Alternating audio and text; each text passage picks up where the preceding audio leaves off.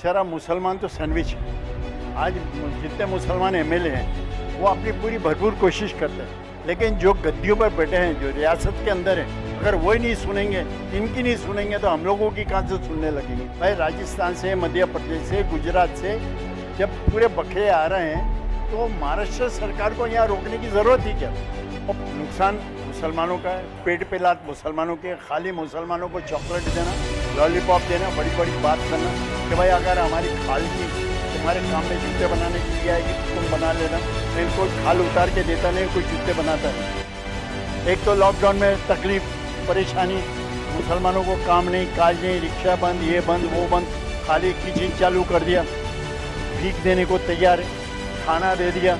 अरे आप काम दो ना, मुसलमान भीख मांगने के लिए नहीं बैठा हुआ है। आपको कुर्सी पे बैठे हो, आपको एक नज़र से हर एक को देखना है, हिंदू को भी देखना है, मुसलमानों को भी देखना है, कोई भी कौम का आदमी आपको एक नज़र से देखना है। पार्शियलिटी जिसने करी वो हमेशा डूबता हुआ सूरज की तरह डूबता है। अल्लाह ताला इन सारे मेरे कौम के भाइयों की परेशानियों को दूर करे। जो ये 4-5 महीने हर एक के ऊपर गुजरे हैं वो अच्छे नहीं गुजरे हैं। और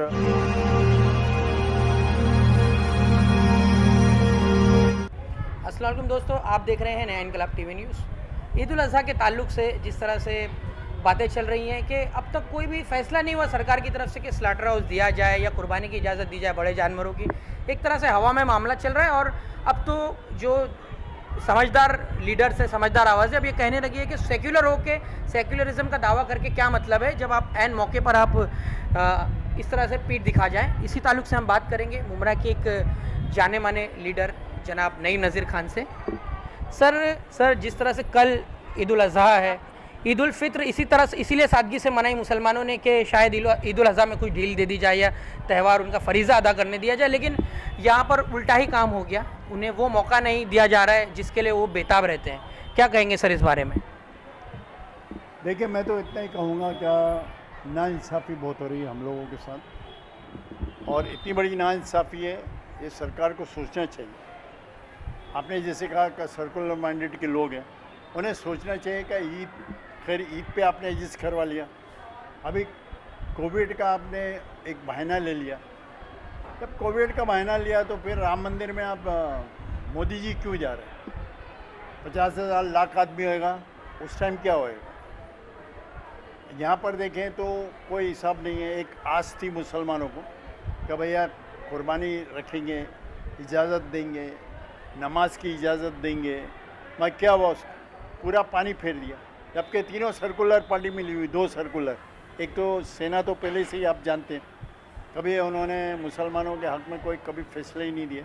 आज इतने साल से मैं हम लोग राजनीति के अंदर, लेकिन इसके ये कौम के बारे में कोई नहीं सोचा। ये कौम के बारे में वही सोचेगा जो कौम का आदमी है।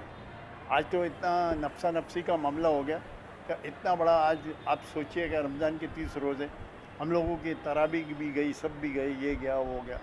आज इतना होने के बावजूद लोगों ने सब्र किया।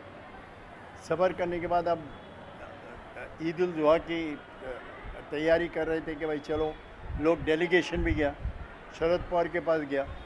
शरद पवार दूसरी चीज़ें मनवा लेते हैं, ये चीज़ भी नहीं मनवा पाए, और इतना यानी दुख हो गया एक किस्म। तो बड़ा अफसोस हो गया कि आज हमारा त्यौहार हम लोग मना नहीं सकते, घरों में मनाओ। तो ये कहा, ये नहीं है, अलामती सांकेतिक तौर पे मनाया जाए। तो क्या ये ऑप्शन है इस्लाम में इस तरह का आपकी नज़रिए से? मुझे तो समझ में नहीं आता कि हमारे उलमा, हमारे आलिम ये सब क्यों खामोश हैं। इसकी वजह समझ में नहीं है, क्योंकि वो चाहते तो पूरा मनवा सकते थे, सरकार से मनवा सकते थे। आप डिस्टेंस रख के अपन ज़िबा करवा सकते हैं, डिस्टेंस रख के आप नमाज़ पढ़वा सकते थे। ये कुछ थोड़ी समझ में नहीं आया। कहीं आपका मतलब निकलता है तो आप बोलते हो डिस्टेंस बना लो, आपका ये होता है तो डिस्टेंस। आज मुंबई में आप देख रहे हो, शॉपिंग हो रही, सब हो रही, सब फर्स्ट क्लास हो रहा है। अल्लाह का फजलो करम है, ना कोविड है, ना कुछ है, ना कुछ है। सर आपने उलमाओं की बात कही सर, और कुछ उलमा है मुमरा कौसा में भी देखा जाएगा, और वो स्टेजेस से ये कहते रहते हैं कि सियासत का दखल होना ज़रूरी है दीन में। सर तो उन्होंने तो ठीक है सियासत का दखल कर लिया, अब वो कहाँ है? क्या उनके बारे में आप क्या कहेंगे जो सियासत का दखल लेने की तो बात करते हैं, लेकिन जब बोलने का वक्त आता है तो बिल्कुल नहीं? सियासत का दखल में उन्होंने कहा, बहुत अच्छी बात। एनसीपी में तो ऑलरेडी एक है, मुफ्ती हैं, वो हमसे ज़्यादा इस्लाम जानते हैं। हाँ, हर एक की तो उंगली करते रहते, उंगली उठाते रहते, भाईचारे की बातें करते रहते। अभी अभी उनका चारा किधर गया? अभी वो खामोश क्यों है? खाली फ़ोटो पे आने का, ईद उल जुहा की मुबारकबाद देने की। अरे आपकी जो जिम्मेदारी है वो जिम्मेदारी से काम कर लो। आपको जो कौम की अगर हमदर्द हो तो आपका खुद का मंत्री था, आपकी पार्टी सत्ता में है, आप तो लड़ लोड़ा के नहीं तो ये मेरा इस्तीफ़ा लो। आज आप टीवी पे दे देते कि मैं इस्तीफ़ा दे रहा हूँ तो एक हमको सुकून होता कि नहीं आप वाकई में मुसलमानों के फलाह बहबूदी के लिए आप बात कर रहे हो, काम कर रहे हो। लेकिन ये सब ढोंगी लोग हैं, मैं तो खुला बोलता हूँ ढोंगी है। तो कोई इनके पास डिग्री विग्री नहीं है, सब खाली लाल अपना चेहरा बताने का, मुसलमानों को बेवकूफ़। आज हमारी कौम जो है इतनी भोली है, इतनी भोली है कि हर आदमी उसको कोई ना कोई बेवकूफ़ बना सकता। जज्बाती कौम है मुसलमान, आपका ये कहना है कि। और सर जिस तरह से देखा जा रहा है कि गुजरात बॉर्डर पे पिछले एक हफ्ते के दरमियान कई सारी गाड़ियां रोकी गई, कई सारे जानवर मरे, एनिमल एक्ट वाले भी गायब है वहाँ से, उनको नज़र नहीं आ रहा है, तो क्या।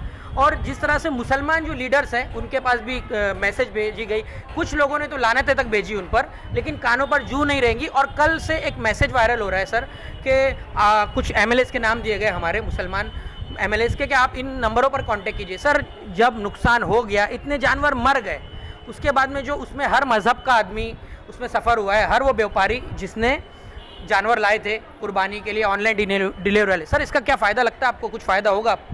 नहीं देखिए, मैं आपको एक बात बताऊं, बेचारा मुसलमान तो सैंडविच है।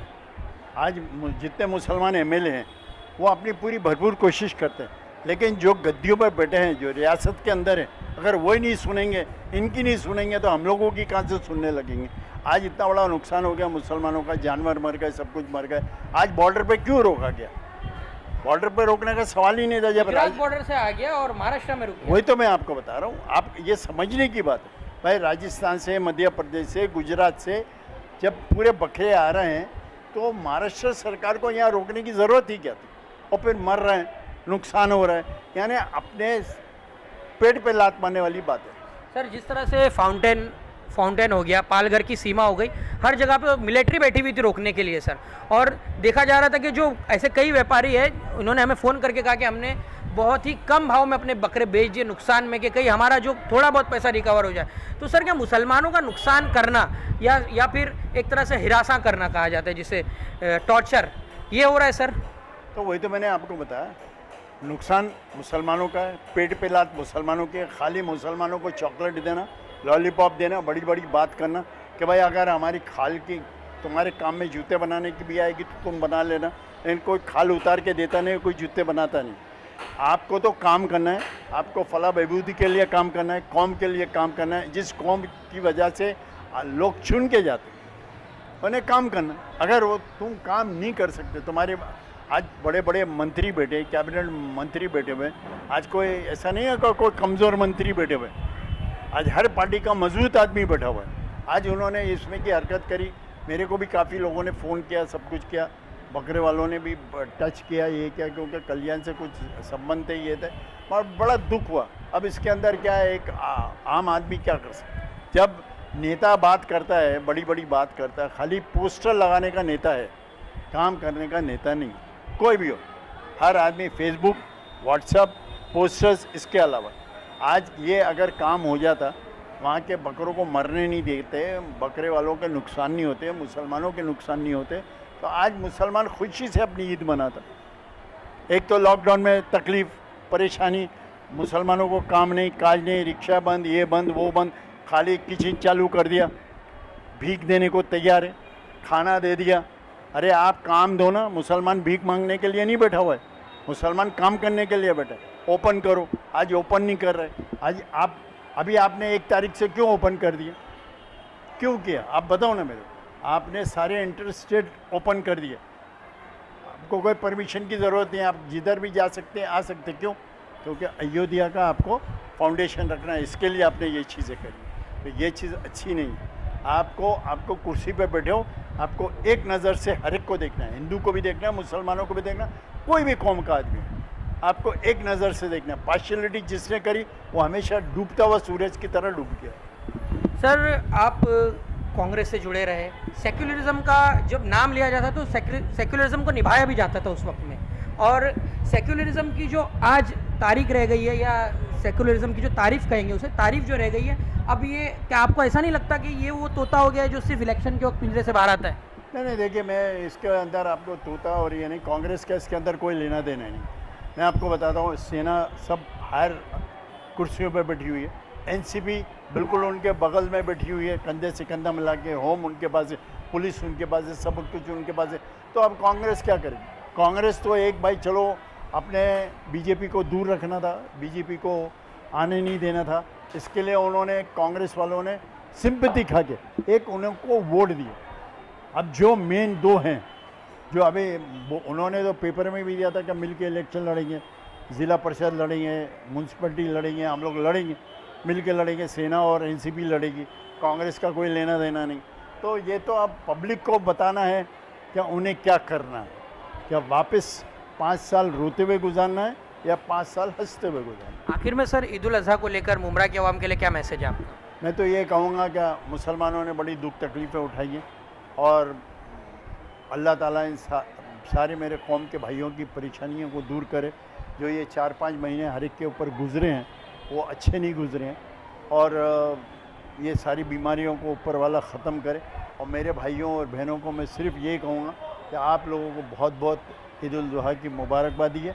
आप लोग दुआ करें और दुआ में याद करें हम लोगों को, और इंशाअल्लाह ताला हम भी दुआ में आप सबको याद करें कि ये सारी दुख तकलीफ़ों को दूर होए और मुसलमानों के एक फलाह बहबूदी के लिए कोई ऐसा मसीहा पैदा करे जो अच्छे काम हो।